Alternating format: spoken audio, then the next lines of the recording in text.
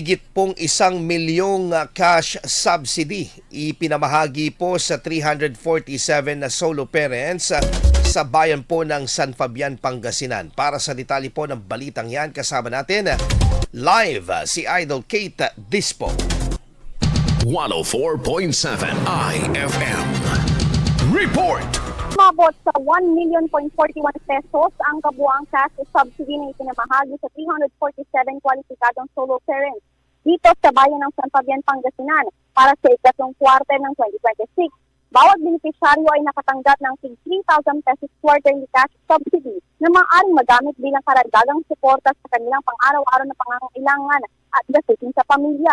Isinagawang pamamahagi katuwang ang Federation of San Fabian Solo Parents upang maging maayos ang proseso at maipaabot ang ayuda sa mga kwalipikadong benepisyaryo.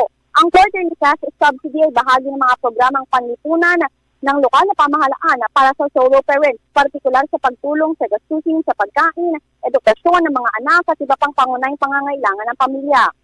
Bukod sa lokal na programa, may mga benepisyo at proteksyon din nakalaan para sa mga kwalipikadong solo parents, Welfare Act, Solo Parents sa ilalim ng Expanded Solo Parents Welfare Act o Republic Act number 11861 na nagpalawak sa mga benepisyo at serbisyong pinagkaloob sa solo parent. Patuloy namang hinihikayat ang mga solo parent na magpag-ugnayan sa kanya kinaukulang tanggapan ng lokal na pamahalaan upang malaman ang mga requirement at iba pang programang maaari nilang mapakinabangan.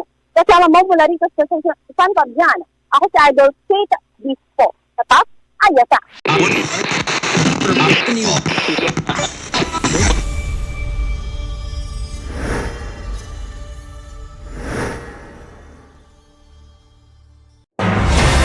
IFM News. IFM News.